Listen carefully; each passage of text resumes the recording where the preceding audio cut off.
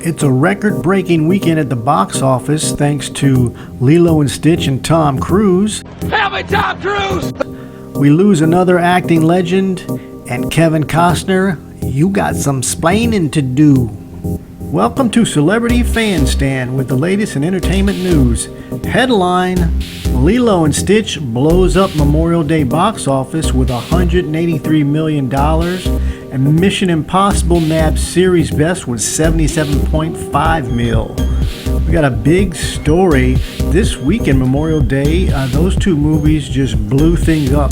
Actually, they were the biggest Memorial Day weekend in history. Lilo and Stitch blew away all expectations with a record-smashing 4-day domestic debut of $183 million and $341.7 million globally, while Mission Impossible: The Final Reckoning opened to a series best $77.5 million domestically and worldwide $191 million.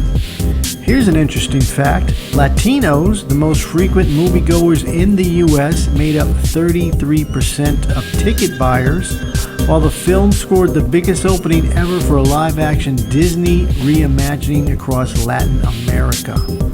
For a minute, the live-action Lilo and Stitch was originally intended to go straight to Disney+, helping to explain its modest $100 million production budget before tax incentives and rebates. That's modest? Okay, wow. So, that's a great story. And that's coming from the Hollywood Reporter. In other entertainment news, we got a very serious story. A stunt woman is suing Kevin Costner. This is coming out of The Independent. Now, this is regarding his Horizon: An American Saga Chapter 2. Kevin Costner is being sued by a stunt woman who claims he made her perform an unscripted and violent sex act scene while filming his upcoming film. Devin LaBelle, the lead stunt double for actress Ella Hunt, claimed, and I quote, "She was the victim of a violent, unscripted, unscheduled R-word scene directed by Kevin Costner and a lawsuit filed in California." This is reported on by the Daily Beast. LaBelle is 34 years old. She claims she was hired on the condition that an intimacy coordinator would be present for all nude or intimate scenes. Now, that's actually something that's very common now, and this condition fell through the cracks. LaBelle was called to the set to fill in for Hunt, who allegedly refused to participate in the scene. This is according to the lawsuit. Now, after Hunt refused to perform this unplanned scene, LaBelle was called in. Now, she's her stunt double. This is without any prior warning of what would happen in the scene. This is according to the lawsuit. This harsh scene was also in violation of SAG-AFTRA rules, which I am a member of, which says at least 48 hours notice and prior consent must be given before any scene involving nudity or simulated sex takes place, according to the lawsuit. Now, Kevin Costner, he is a very hands-on director, so he was right there. He was right in the middle of it. And according to the story here, he brought in a male actor and he directed him to perform a violent simulation on LaBelle, the stunt woman. This was, I won't describe it, but it was pretty graphic. And apparently, this was broadcast on the monitors for the entire crew to watch, which is not something that is supposed to be done. It's supposed to be done in a closed set. So there's very few people on set when you're filming these types of scenes. So this is a story that we'll continue to follow.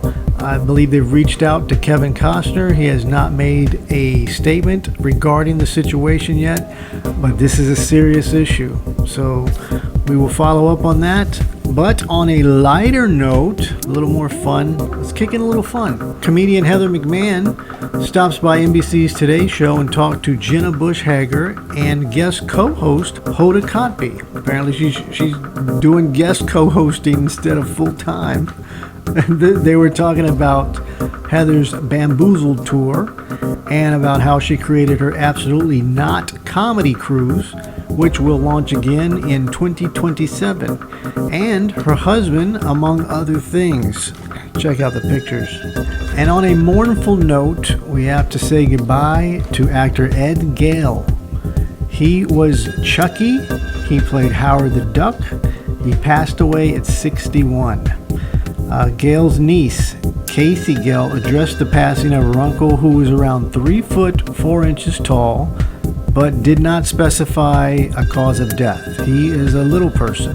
When he got to Hollywood when he was 20 years old with about $50 in his pocket, and he had a great career. You may have seen Gale in early breakout roles on Mom and Dad Save the World with Terry Garr, The Little Rascals, Wes Craven's Nightmare, 1990s. He also appeared in Spaceballs, which is a great movie, and Chopper Chicks in Zombie Town. So our thoughts go out to the family, and rest in peace, Ed. You did a great job. Thanks for entertaining us. Well, that's the update from Celebrity Fan Stand. If you enjoy the show, make sure you hit the subscribe button and notifications.